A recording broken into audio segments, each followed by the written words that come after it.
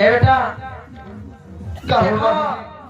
ये अपने नगर के राजा होंगे हेलो और इनके घर में कोनो समस्या पड़ गई बा, कोनो जरूरी बा, चाहे इनके कोनो लालसा लागल हुई, ये हमारा से शर्त रख ले बाना कि तुम्हारे बच्चे बाना अपन बच्चन के 10 दिन के खातिर हमरा के दे दो। कोनो काम बा, जो ही काम खत्म हो जाते ही आपके बच्चा वापस कर देना। ना हो बाबूजी, हम बात जब के हो राजा रह, जब के उनके हो रह, वो के हमन के अपन दरबार छोड़ के, अपन घर छोड़ के क्यों राजा के दरबार में ना जाए बाबूजी? देखा बबुआ, ई महाराज के बात आज तकले केहू टलले नाई बा बबुआ, हम कैसे टाल सकता नहीं? हो बाबूजी, देखी हमार मन नहीं माना कि हम राजा साहब के साथे जाए बाबूजी। ना हो बेटा, ये तोहरा के अपन घरे बढ़िया से देखभाल करिया, इज्जत भाव करिया। हो सकता कि तोहरा खातिर और बहनी खातिर वस्त्र सिया के दे दी हैं।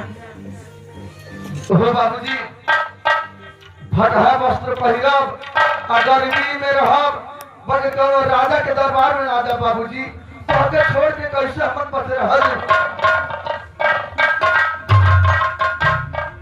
छठी को हाथ नफा देर मत करो, इन दोनों बच्चों को मेरे हाथ में पड़ाओ। देखिए मालिक, अभी बच्चन का हाथ फुसला रहल बने। ठीक है मास्टर साहब, बच्चा बना सब, नादान बना सब, एकनी के फुसलाए के पड़ी, सिखाए के पड़ी। देखा बबुआ, अरे उन्हीं के नगर में हमन के बानी, अगर उनका बात नहीं मानल जाई तो हमने के कहाँ रह जाए बबुआ? देखो बाबूजी, इतना जिद करो तो हम कि बाबू जा, तो बाबूजी हम जाई, बगी राजा साहब हमरा के कर दिन में तोहरा लगे पुगा दिया बाबूजी। ठीक है बबुआ, तू चिंता न करा, हम राजा साहब से हम बात कर लेबा। 2-4-10 दिन में हो सकला मालिक कहले रानी कि हम वापस कर देबा। छठी को हाथ। हाँ मालिक, क्या ये दोनों बच्चे हैं? हाँ यह दोनों लाओ, बच्चे। देर मत करो, इन दोनों बच्चों को मेरे हाथ में लगाओ।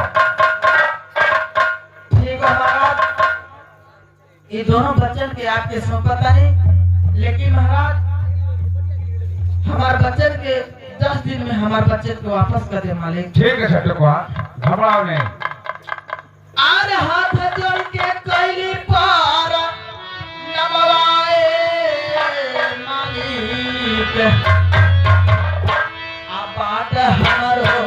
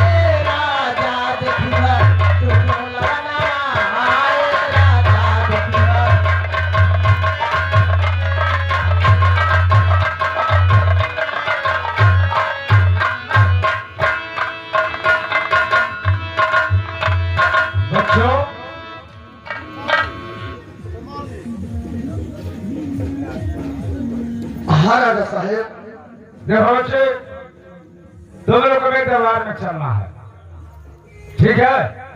तुम लोग कुछ नहीं होगा तो छोड़ा नहीं, तुम हमारे साथ चलो। ठीक है महाराज, चलिए। आओ मेरे साथ जल्दी।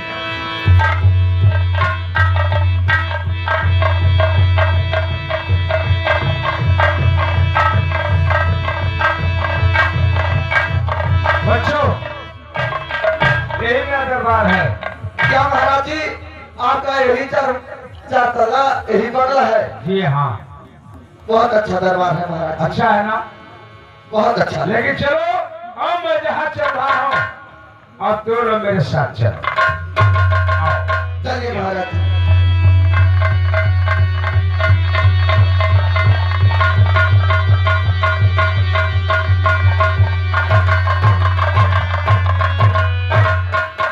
यादव जी।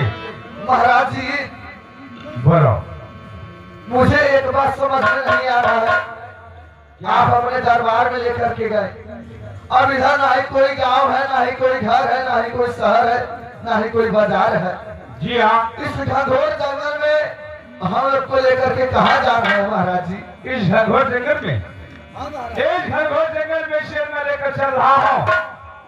प्याज गिरने का मौसम है, आप लोग को जंगल में सैर कराऊंगा और ठंडी ठंडी हवा खिलाऊंगा। महाराज जी, मगर पता नहीं क्यों मेरा मन बहुत घबरा रहा है महाराज जी। नहीं घबरा नहीं, तो आओ मेरे साथ थोड़ी दूर और बढ़ो।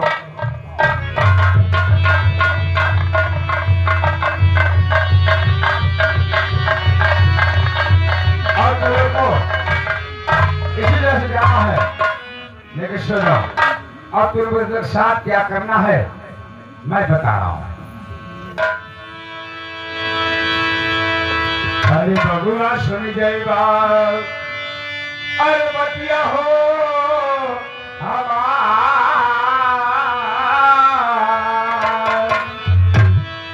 अरे भगवान सुन जाएगा, अरे बतिया हो हमार, अरे सब घटवा बताइए महाराज जी।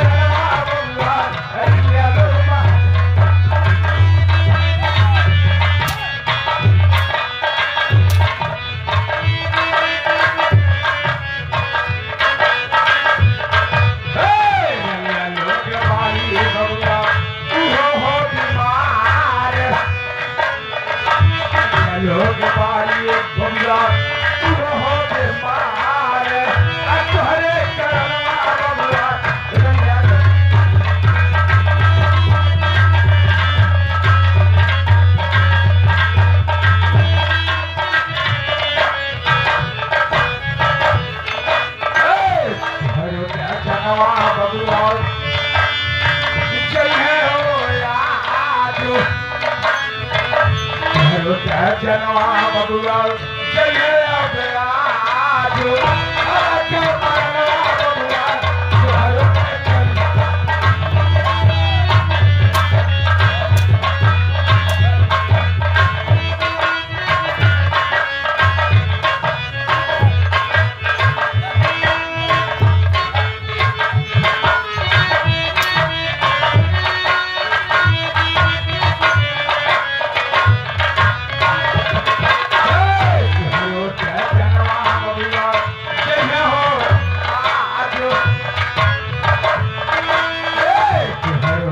जनवा बबुआ ये हो आजो ए कौला जनवा बबुआ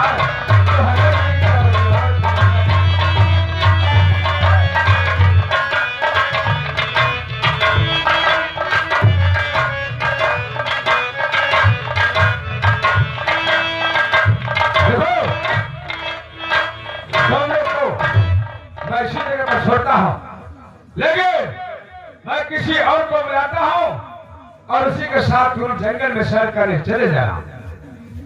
क्या महाराज जी, आखिर हम दोनों से क्या गलती हो गया कि हम लोग को इतने बड़े सजा दे रहे हैं महाराज जी? ये गलती तो नहीं दी हो, लेकिन तो गलती की सजा और से मिलेगा, घबराओ नहीं। अरे कौन गलती है राजा महाराज जी?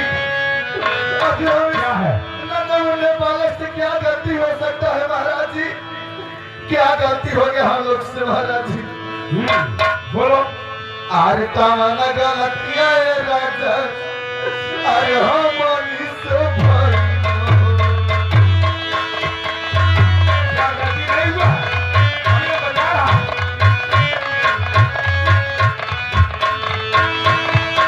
हमारी से भाई हो राजा, हमारा से भाई ना हो।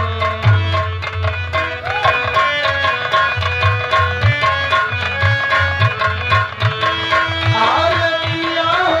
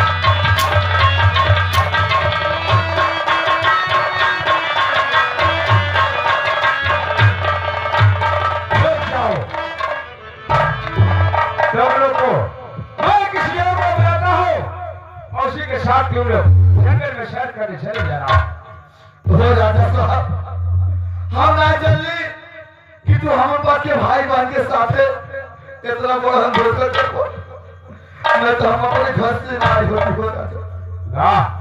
ठीक है तो खैर हो, घबराओ नहीं। चलो अरे वो चलो क्या जरूरी है? मैं कह रहा हूं जल्दी मेरे पास आओ। मैं आ रहा हूं, जल्दी आओ।